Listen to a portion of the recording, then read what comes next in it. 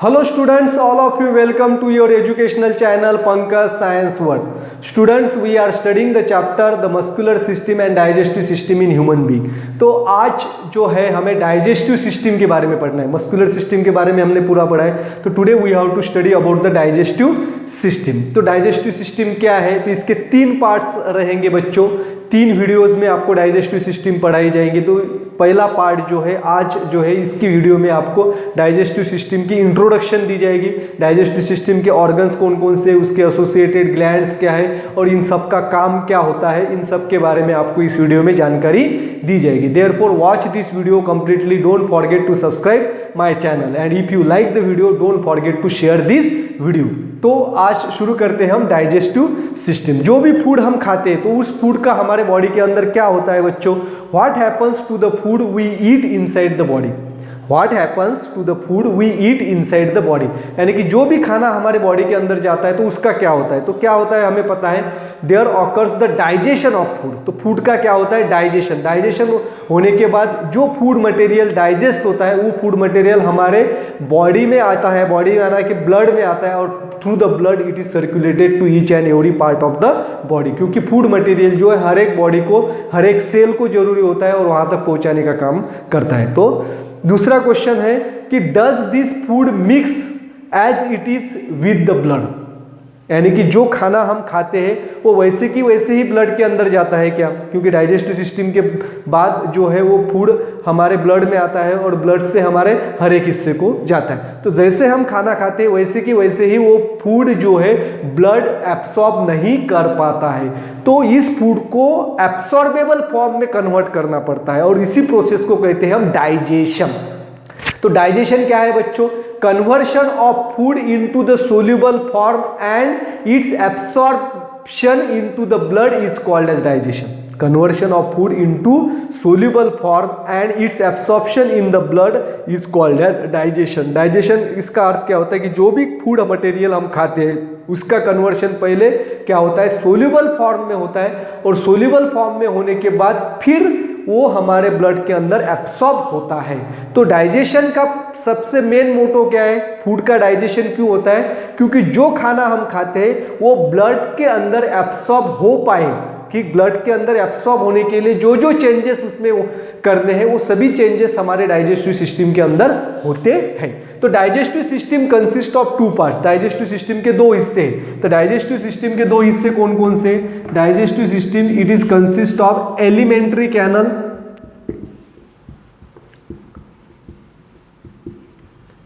And second is digestive gland. The digestive system के 2 भाग होते हैं, एलिमेंट्री कैनल और डाइजेस्टिव ग्लैंड. तो एलिमेंट्री कैनल कौन कौन से बच्चों. तो elementary canal it is a long tube. Elementary canal is a long tube which starts from mouth and ends with the anus with a varying diameter. तो elementary canal है, it is a long and continuous tube which starts from mouth and ends with the anus with a varying diameter. एक लंबी continuous tube है लेकिन उसका diameter अलग अलग जगह पे अलग अलग डायमीटर होता है, उसकी वजह से उसके अलग अलग पार्ट्स भी तैयार हुए हैं. तो एलिमेंट्री कैनल्स के पार्ट्स कौन कौन से होते हैं, जैसे कि आप यहाँ पे डायग्राम में भी देख पा रहे हैं.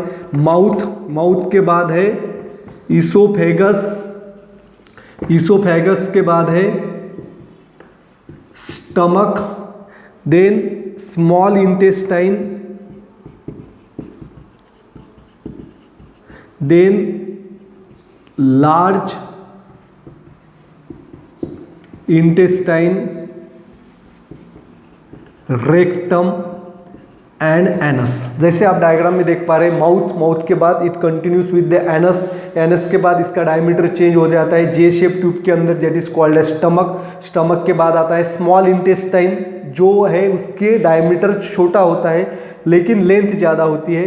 देन लार्ज इंटेस्टाइन, ये बड़ा होता है लेकिन लेंथ कम होती है. रेक्टम और आखिरी पार्ट है एनस. यानी कि माउथ से फूड मटेरियल हमारे बॉडी के अंदर जाता है और फूड का डाइजेशन होने के बाद डाइजेस्टिव फूड मटेरियल जो है हमारे बॉडी में एब्सॉर्ब होते हैं, और जो फूड डाइजेस्ट नहीं हो पाता है तो undigested food is a waste and this waste is thrown out of the body through the anus. तो एनस से वेस्ट मटेरियल हमारे बॉडी के बाहर जो है वो निकाल दिए जाते हैं। तो डाइजेस्टिव ग्लैंड्स कौन कौन से हैं? तो इसके साथ ग्लैंड्स भी होते हैं, सिर्फ इस ऑर्गन्स का काम नहीं, इस ऑर्गन्स के साथ ग्लैंड्स होते हैं। तो पहली जो ग्लैंड है हमारे माउथ के अंदर होते हैं जिसे कहते हैं salivary gland. Salivary gland is there. Salivary gland के बाद स्टमक के अंदर जो ग्लैंड्स होती है उसे कहते हैं gastric gland. Then liver is also a gland, then pancreas and intestinal gland. तो इंटेस्टाइन के वॉल्स के अंदर कुछ ग्लैंड्स होते हैं जिसे कहते हैं इंटेस्टाइनल ग्लैंड्स। आ गया समझ में? This is all about the digestive system के दो भाग, elementary canal, digestive glands. Elementary canal के इतने हिस्से होते हैं और डाइजेस्टिव ग्लैंड्स ये सभी ग्लैंड्स होती है। And this digestive glands secretes the enzymes. तो ये ग्लैंड्स क्या सिक्रीट करते हैं? एंजाइम्स सिक्रीट करते हैं। तो एंजाइम्स क्या होते हैं बच्चों? The enzymes are the substances that are secreted inside the body of organism which performs the specific chemical reactions. तो हमारे बॉडी के अंदर जो केमिकल रिएक्शंस होते हैं वो केमिकल रिएक्शन के लिए एंजाइम्स काम करते हैं। तो सभी ग्लैंड्स जो है वो डाइजेस्टिव एंजाइम्स का सिक्रीशन करते हैं। तो this enzymes are the catalyst. Enzymes क्या होते हैं? They are catalyst. Enzymes are the catalyst. और कैटलिस्ट क्या होता है? कैटलिस्ट आर दो सब्सटेंस और chemicals which does not takes part actually in the chemical reaction but speed up the chemical reaction. तो कैटलिस्ट ऐसे पदार्थ होते हैं कि जो केमिकल रिएक्शन में भाग तो लेते हैं, केमिकल रिएक्शन में भाग लेते हैं, लेकिन actually they does not takes part in the chemical reaction. Chemical reaction में होते हैं लेकिन केमिकल रिएक्शन में वो भाग नहीं लेते, लेकिन उनकी प्रेजेंस की वजह से केमिकल रिएक्शन जो है उनकी स्पीड बढ़ती है। केमिकल रिएक्शन की स्पीड जो है वहाँ पे बढ़ती है। अब देखिए कैटलिस्ट का जो एग्जांपल है, मैं एक उदाहरण से आपको समझाता हूँ। आप पढ़ाई कर रहे हैं, बराबर है, पर लेकिन क्लास में आपको किसी टीचर ने बोला है कि आप क्लासरूम के अंदर सभी बच्चों को पढ़ाई करना है, और क्लासरूम के अंदर कोई टीचर नहीं है, तो सभी बच्चे कॉन्शियसली यहाँ पे पढ़ाई नहीं करेंगे। लेकिन अगर क्लास के अंदर टीचर है तो सभी बच्चे एकदम अटेंशन होके बुक के अंदर अपना ख्याल धरेंगे और सभी बच्चे वहाँ पे पढ़ेंगे। तो यहाँ पे टीचर ने आपको कुछ पढ़ाया है क्या? नहीं। टीचर यहाँ पे क्या कर रहा है? सिर्फ प्रेजेंस, सिर्फ टीचर प्रेजेंस होने की वजह से यहाँ पे क्या हो गया? पढ़ाई जो है, पढ़ाई करने की स्पीड यहाँ पे बढ़ी है। देयरफॉर टीचर का यहाँ पे रोल क्या है? The acts as a catalyst. वैसे ही कैटलिस्ट होते हैं, केमिकल रिएक्शन में भाग नहीं लेते हैं, लेकिन केमिकल रिएक्शन में प्रेजेंस होने की वजह से वहाँ पे क्या होती है? केमिकल रिएक्शन की स्पीड जो है वो बढ़ती है। The metabolic processes are cannot takes place without the metabolic processes. Metabolic processes जो है वो सभी मेटाबॉलिक प्रोसेस के लिए एंजाइम्स की जरूरत होती है। अगर एंजाइम्स नहीं है तो मेटाबॉलिक प्रोसेसेस भी नहीं होंगी। तो मेटाबॉलिक प्रोसेसेस क्या है? These are the sets of chemical reaction that occurs in the living organism to sustain the life. Then metabolic processes leads to the growth and reproduction in the organism, and they are also responsible for maintaining the structure and to response to the surrounding. तो metabolic processes इतने importance है। तो metabolic processes का example आपको देता हूं मैं। The making and breaking of glucose is the metabolic processes. Photosynthesis की प्रोसेस में प्लांट जो है वो फूड मटेरियल तैयार करते हैं ग्लूकोज के फॉर्म में।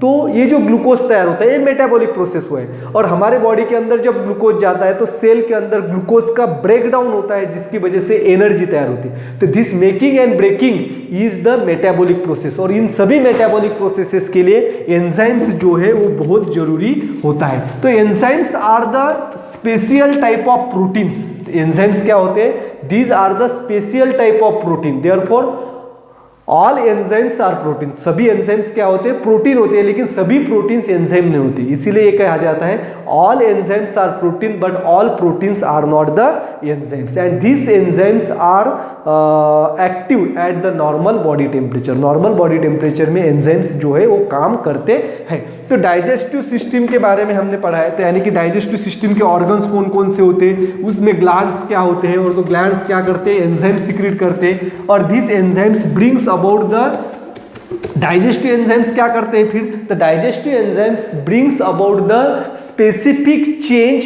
In the food material. तो जो फूड मटेरियल हमारे डाइजेस्टिव सिस्टम में जाता है उसमें एंजाइम्स एक्ट होते हैं और एंजाइम्स की वजह से उस फूड मटेरियल में चेंजेस आते हैं, और जिस चेंजेस की वजह से वो फूड मटेरियल एब्सॉर्बेबल फॉर्म में कन्वर्ट होता है, और एब्सॉर्बेबल फॉर्म में जब कन्वर्ट होगा तो हमारे बॉडी के अंदर जो है ब्लड के अंदर वो एब्सॉर्ब हो पाएगा। तो डाइजेस्टिव ऑर्गन्स, तो ये जो डाइजेस्टिव ऑर्गन्स है सभी digestive organs of digestive system, digestive system के जो अलग अलग डाइजेस्टिव ऑर्गन्स है that can systematically perform the functions of digestion. The digestive organs of our digestive system systematically performs the function of digestion. There are various stages of digestion. Digestion of food. Digestion of food के अलग अलग stages है.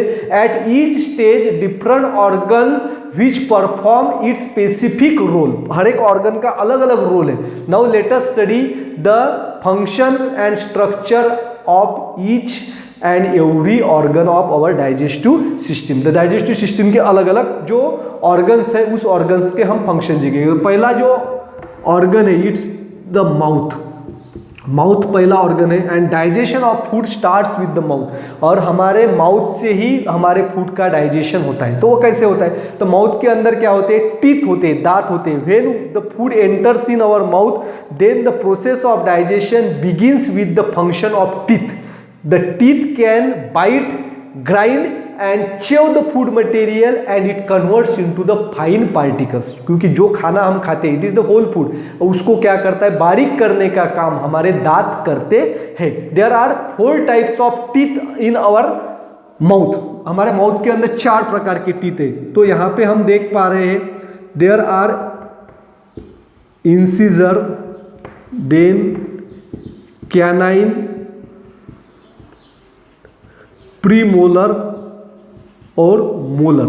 तो हमारे जो ये है जबड़ा जो है यहाँ पे जॉ जो है, तो जॉ के अंदर जो बोन्स है उस बोन्स के अंदर हमारे गम होते हैं, बोन्स के ऊपर गम होता है, जॉ बोन्स के ऊपर गम, और उस गम के अंदर हमारे दांत होते हैं। तो दांत, एक हिस्से के दांत जो है यहाँ पे बताए हैं, पहले जो है इंसिजर 2 होते हैं, कैनाइन 1 होता है, प्रीमोलर 2 और मोलर 3, टोटल हो गए 8 दांत। एक हिस्से में यहाँ पे 8, इधर 8, यानी कि 16 और ऊपर 16। तो therefore total incisor are 8, canine are 4, premolar are 8 and molar are 12। Therefore total 32 teeths are present in our mouth.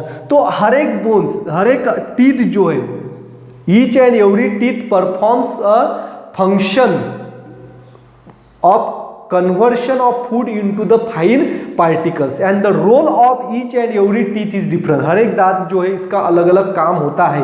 तो इंसिजर जो है, इंसिजर हमारे छन्नी के जैसे होता है and it performs the biting of your food. Then canine, canine जो है कुत्ते के दांत आपने देखे होंगे, it is very sharp, this canine teeth is very sharp, जैसे आप फिगर के अंदर भी देख पा रहे हैं, and it performs the tearing of food. जैसे मांस जो है उसको फाड़ने का काम करना पड़ता है तो कैनाइन टीथ वो करते हैं। जैसे कार्निवोरस एनिमल्स जो है टाइगर, लॉयन, उनको मांस फाड़ना होता है तो उसमें कैनाइन जो है बहुत जरूरी काम करता है। जैसे हम कभी आपने गन्ना खाया होगा तो गन्ना खाते वक्त इंसिजर कैनाइन टीथ जो है गन्ने को छीलने का काम करता है। Then premolar, it has a flat biting surface and it can tear and grind the food material, उसको टीयर करने का काम और ग्राइंड करने का काम करता है। And molar has a broad and large, जिसे दाढ़ कहा जाता है, प्रीमोलर यानी कि अग्रदाढ़ और मोलर यानी कि दाढ़, और दाढ़े जो है वो क्या काम करते हैं, it has a flat surface, जो दाढ़ जो है इसका सरफेस फ्लैट होता है, और फ्लैट होने की वजह से it can bite, it can grind and chew the food material, chewing करने का और ग्राइंडिंग करने का काम हमारे जो है मूलर यानी कि दाढ़ें करती है। This is all about the function of teeth. और जैसे ही फूड हमारे माउथ के अंदर आते हैं और टीथ जो है, टीथ का ऊपर का हिस्सा, the teeth is covered by a hard substance and that hard substance is called as enamel and this enamel is made up of calcium salt। therefore दांत जो है इसमें कैल्शियम सबसे ज़्यादा होता है, इसीलिए छोटे बच्चे जो है इनके दांत जो है बढ़ते हैं, उन कैल्शियम की ज़्यादा जरूरत होती है। देन इनेमल के नीचे होता है डेंटाइन, और डेंटाइन और enamel both are present in the gums. और गम्स जो है वो हमारे कहाँ पे होते हैं, हमारे जबड़ा जो है, जॉ जिसे कहते हैं, उसके बोन्स के अंदर। And this is all about the teeth. When the food enters into the mouth, this teeth performs the grinding, chewing, biting and tearing of the food material so that food is converted into the fine particle, and at the same time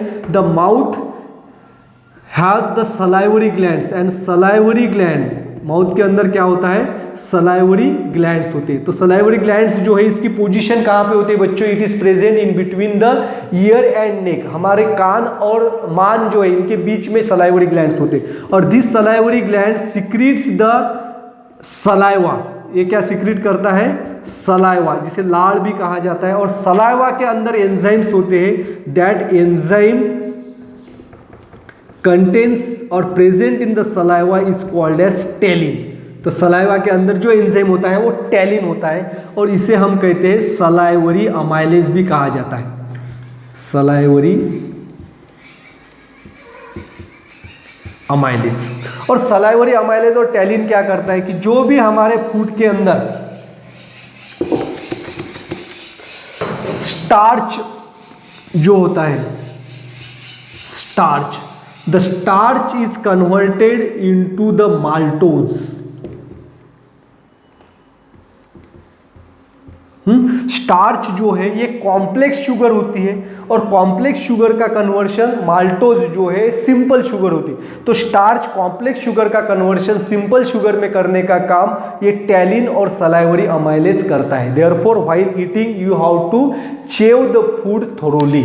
तो जब हम खाना खाते हैं तो जो खाना जो खाते हैं तो उसे हम अच्छी तरह से चबा चबा के खाना चाहिए, ऐसा कहा जाता है। तो चबा चबा के क्यों खाना चाहिए बच्चों, क्योंकि जब हम चबा चबा के खाएंगे तो ज़्यादा से ज़्यादा सलाइवरी ग्लैंड सिक्रीट करेगा, और ज़्यादा से ज़्यादा सलाइवा अगर हमारे फूड के अंदर मिक्स हो जाएगा तो स्टार्च का कन्वर्शन माल्टोज में हो जाएगा, एंड द प्रोसेस जो है डाइजेशन की स्टार्ट होती है। और बाकी जो पार्ट है डाइजेस्टिव सिस्टम, माउथ के बाद इसोफेगस है, इसोफेगस में क्या काम होता है, देन stomach, small intestine, large intestine, इसका हम जो है अध्ययन नेक्स्ट पार्ट में करेंगे। Therefore watch the second part also. Thanks for watching complete video.